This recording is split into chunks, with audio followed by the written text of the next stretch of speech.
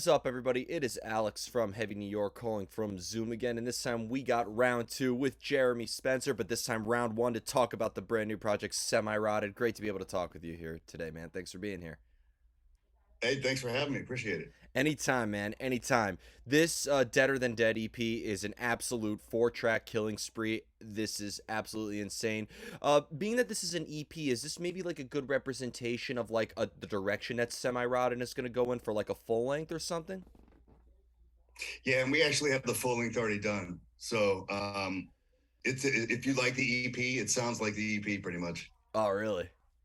Yeah, Oh, it's pretty much the same vein all the way through. Yeah. that's awesome. Was there like a preconceived idea of what you wanted Semi Rotted to sound like? Was there a specific set of influence you were going through, or was it like a very much like sort of roll of the dice project?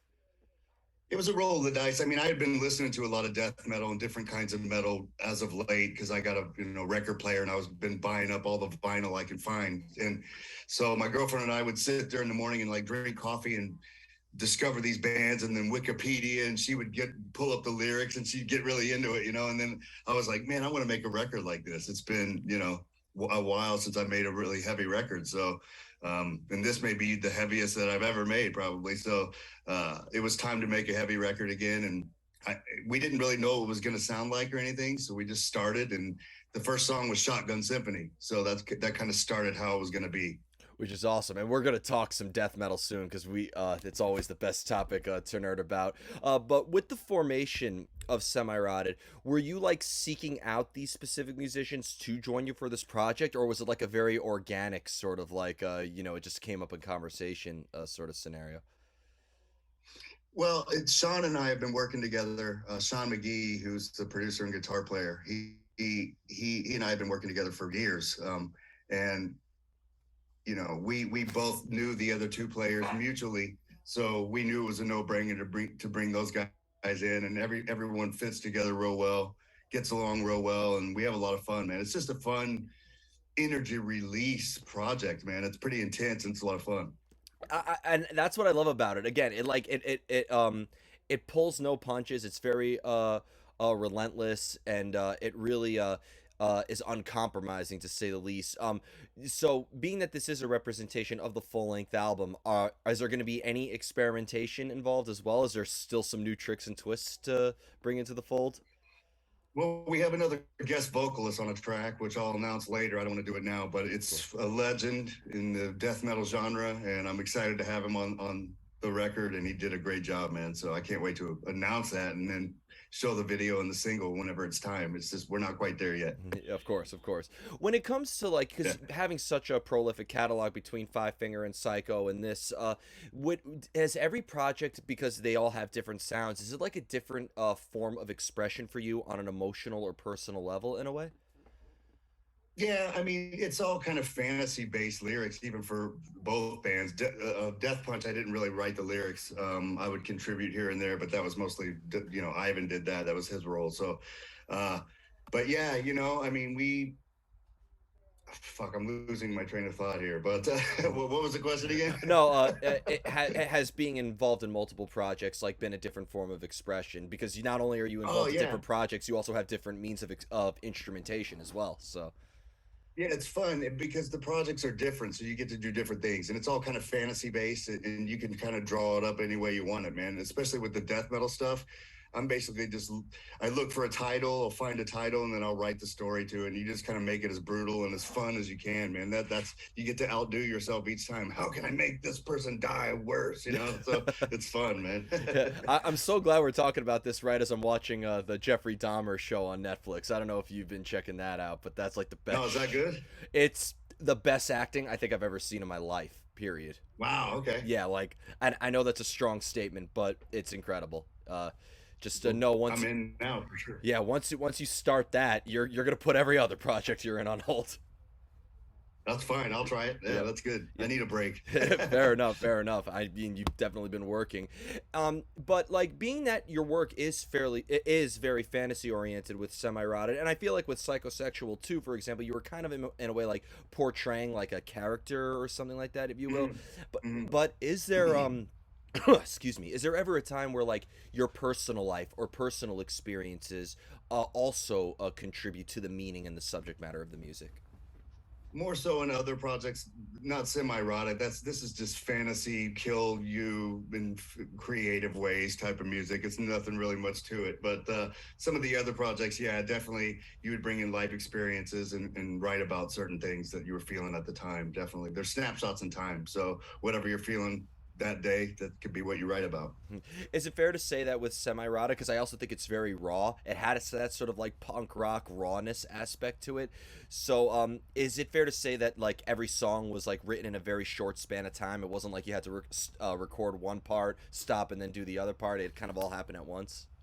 We did the whole first record in about 10 days, to be honest with you. I mean, we wrote it and recorded it fast. It just came together. We were really fortunate. We were in a zone, and love the way it turned out. But that's how I like to make records. I like to make them fast. I don't like them to be torturous, laborious projects, like where you're just ready for it to be over. Yeah. You should enjoy the process, and we enjoyed every bit of this process. What's so funny about it is that again, this is like the most in-your-face, relentless project you've been involved with, but it almost seems like it was the most laid back in terms of the songwriting. It really was. I mean, it really fell together nicely, and we had no idea what we were going to do. We didn't know what it was going to sound like. We just started, and then Shotgun Symphony happened. So that just kind of set the tone for the whole record. Did it almost feel cathartic too? Was it almost kind of like you were holding back something maybe in your other projects that you weren't able to express until now? Yeah, it's heavier. The vocal, there's no melody, so it's a lot of screaming and brutal vocal, which I'm learning how to do still. This is a new role for me, but my voice can't snap into that zone. So I'm glad that I'm learning and getting better at that role. But I love it, man. It's a great release. It's like going to the gym, man. The fucking raging those songs. It's great. As somebody who's interviewed so many death metal bands too, like I've always found it so funny. Again, like this being the most laid back. Every death metal musician I've interviewed, from Cannibal Corpse to Morbid Angel, so they're all like the nicest people in the world. I've always said death metal is evil music for good people, and Isn't Corpse Grinder totally the coolest dude? Like he wins stuffed animals with the claw at the fucking pizza place for his kids and shit. like I think honestly, that ruled. like he's just like the friend you want to bring home to your family on Thanksgiving. He's just such a nice, gentle guy, and then he Yeah. goes up and sings fucked with a knife. So Yeah, I love it. I yep. love it, man. He rules. I love that band. Yeah, and I think that's what's so like entertaining about them. But do you almost feel like when you were making this, did you almost kind of had to like prep yourself to get into that relentless emotion? Did you almost have to like amp yourself up, or maybe like kind of look for a certain source of anger to express into this as well? No, it really just kind of flowed. And I would listen back to a performance, and if I feel I didn't nail it heavy enough, I would retake it and make it a little more brutal or something. But I didn't want to go too guttural and inaudible with the vocal words, just so low that you can't understand any of it. I wanted you to be able to kind of understand the lyrics, even though they are fucking bonehead. It's about carving somebody's fucking face up with a knife and shit. But it's fun. Yeah. It's supposed to be all in good fun, Yeah. man. Well, people, I think people don't understand. When you're writing songs about the subject matter, that like there's no thought into it. There actually is, because there is like you have to deliver imagery behind it. You can only say kill so many times before till to the point where like, okay, how are they getting killed? What are they getting killed Yeah. with? How long did it take for them to die? It almost seems like death metal vocals have to be like in a way the most detail oriented. Yeah, it's fun though, man, because you can just really, like you said, make it really detailed and gory on every lyric and explain everything. It's really fun, man. Yeah, and what I find so fascinating is, as somebody who's been listening to you since the Five Finger days, I would have never thought that this subject matter, or even that this would be an influence in a way. Well, was death metal like always always a genre that you were into? Were you like in always trying to sneak into the Tampa, Florida death metal shows in a way, or what was your Loved gateway it. into it? Huge death metal fan, the Florida death metal scene. I saw Obituary open for Sacred Reich in '89 at Bogarts in Cincinnati, and they got booed because it was such a new style. People weren't used to that raw vocal yet. Really, it hadn't been done. And then John Tardy comes along and it's like, holy fuck, what is this guy? He's awesome. But they got booed. You know, it was so new. And I've seen him several times since. Everyone loves him, but it was like brand new at the time, and people were like, what the fuck? They were confused by it. But it ruled. I love Obituary, and I love that all that Florida death metal shit. I love it. Is there a specific album in the world of death metal that just made you fall in love with it? Whether it would be a classic like Tomb of the Mutilated, or Focus by Cynic, or Symbolic by Death, or something like that. I do love death, but Obituary's definitely there. The Slowly We Rot and Cause of Death records, I was really into those. I was also jamming a lot of death at that time. Who else was I listening to? Sadist, Malevolent Creation. Um, Shit, the dogs are fighting. Sorry, and yeah, just so much of the death metal stuff. I love it, man. The Florida scene was important to me for sure growing up, man, and it helped mold my drumming too. I was really into the double bass aspect of it.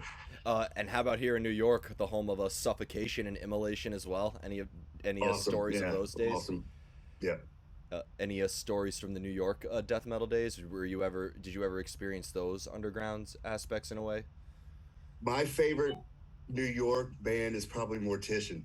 I think that they're fucking rad. I love it with the movie intros, the horror movie intros, and then they just go into this fucking ferocious sound, man. I love that band. I think they're cool. Not only are they a New York legend, the memes that people make of them are the funniest metal memes you'll ever see in your life. I love them. But what do you think of this lineup with Immolation and Mortician and Demolition Hammer all in the same bill? That's fantastic. I saw Demolition Hammer in '91 in Indianapolis. That was awesome, man. Yeah. That's incredible. And being that you've toured with such a variety of different bands as well throughout your career, it almost seems like you were able to see a lot of different aspects of death metal, from like the more traditional to technical to melodic death metal. Was there any death Yeah. metal band that really surprised you that you didn't know that you would like until you saw them live? Well, I think Death surprised me because they were like one of the first to be technical with the death metal. Like they took it to a progressive style that I hadn't heard. So I was a big fan of Death. Yeah. Do you have a favorite death album? Probably Human. Really? Yeah, Sean Reiner. Yeah, he's a motherfucker. I love that drummer, man. He's great. Oh, may he rest in peace. That's one of the Yeah, best. That was the to me he best. was the tech death drummer. Yeah, for sure. Big time. He's awesome. He definitely influenced me. Yep. Has there been any new death metal bands also that caught your ear, with bands like Creeping Death or Gate Creeper, Frozen Soul? Any of those guys? Gate Creeper for sure. I saw them open. I think for it was Obituary. I think recently, not too long ago, a couple months ago, and they were great. They were a lot of fun. I think they're great. Yeah. And somebody that's not really a death metal band, but I don't know what the genre is called, but I think Lorna Shore is fucking great at what they do. I think he's an exceptional vocalist, and we got him to sing on our EP. You know, Will, he was really great. So I think what he does is exceptional. And as a drummer, what do you think of Austin, the drummer of that band? That dude is a machine. I feel his pain listening to it. I know exactly how that dude feels, and he's incredible, man. What a fucking he's awesome, man. I can't believe he can play that fast. And he does it. I saw it live. I mean, he nails it. Has experimenting with this style also technically helped you? Like if you were to pick up if you were to get behind the kit again and do that, has that taught you some new techniques and whatnot? Well, I did drum on the EP. Yeah. So I don't know. It didn't really.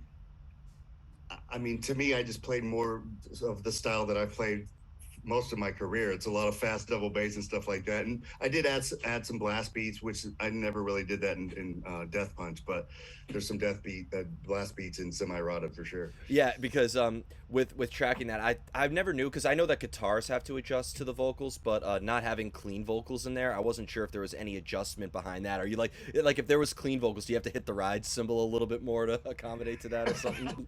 Yeah, there's not really clean vocal. We don't have that problem. So I guess once we have a clean vocal, I'll have to really take a look at what the drums are doing there and see if it fucking helps the vocal or if it covers it up. Yeah. I got to ask you too, is there any possible touring in the work? Because I think that I think like to go on a tour with like Obituary or Morbid Angel or Cannibal Corpse now, and maybe even having Lorna Shore on the bill, like the new faces Yeah. of death metal, I think would be a great with one of the veterans headlining it. Oh, I agree. That's our goal. Hopefully that'll happen. my management can help certainly get us out there on the road, and that's the goal, to probably hit it the first part of next year. Definitely not the end of this year. It's too crammed. The fourth quarter, you don't want to start then, but we'll start fresh in 23 for sure. And if you were like, if you had to say who would the big four of death metal be? I know that's a pressuring question, but Death, Obituary, Deicide. I almost I put Mortician there because to me they're a unique slot. That they don't sound like anyone. Nobody sounds like Mortician you're the first to person me. I've asked that question Yeah. to everybody, and like you're the first person to say Mortician. Most of the time, it's usually Cannibal Corpse, Morbid, Angel, Deicide, and Obituary. That's what they would say. I And mean, Death. Cannibal, Obituary, Death. Fuck, it's tough. I still think Mortician, man. I really do. Yeah. Yeah. Do you think death metal? Because everybody says death metal has, everything has been said and done with it. You had, At the Gates said everything they did with the melodic side, Cannibal Corpse did with the traditional side or whatever. But it always seems like there's new bands that sort of like break the mold in a way. What can you see experiment? Is there elements that you wanted to bring into this that, maybe we haven't heard yet on this EP? I've yet to hear it. We just kind of are letting it flow. So we're always writing, and it does like we've already started stuff on the second record, so it still sounds like the EP, but it is kind of broadening in some areas. I don't want to make the exact same record twice. That's kind of boring. So we're always experimenting. Yeah. You ever planning on doing a double duty tour, like bring Psychosexual and Semi Rotted out on the same bill? I don't think so. I don't think that's the same fan base, man. I don't think that any of those dudes will probably be a fan of that other band, and that's fine, But I think that this is going to be a fun tour, and we don't have to worry about costumes. We can just get up and fucking rock. It'll be nice. It'll be a refreshing change. Hey, Gate Creeper brought out Narrowhead, and that band sounds like Radiohead. So, and And and Devil Master was opening up for My Chemical Romance. So anything's possible you never know. nowadays. Yeah, Yeah, my focus right now is semi-rotted for sure. So we'll see, man. We'll see. yeah, awesome. So before I go, I want to thank you so much for your time, and great to be able to talk some death metal with you, and great to be able to talk with you again. Is there just anything else with Semi Rotted that you'd like to promote that you're of course allowed to talk about? I know you got a special guest that we can't release yet. We have a new video getting ready to come out for Hammer Teeth. That'll be coming out in a couple weeks. I'll announce it on my socials. So that's the latest thing, and we're still working on material. Uh, Kind of working on finding a home for the full length album as far as the label goes. So, you know, we're kind of in that stage right now, but we're always working, and we'll be trying to get out there on tour as soon as we can, early 23. Yeah, and you got to play like the dirty, like where the clubs where it's just like a bar and a room kind of. For sure. The worst fucking cigarette, alcohol, breath, fucking body odor places in the world. But we'll be playing all those. No deodorant allowed at a semi-rotted show. Exactly. No deodorant allowed. Yeah. Yeah. Thank you so much. Everybody, we are here with Semi-Rotted, Deader Than Dead EP. Be sure to pick that up. It is a brutal 4-track killing spree. New stuff coming very soon. We will see you next time on Heavy New York.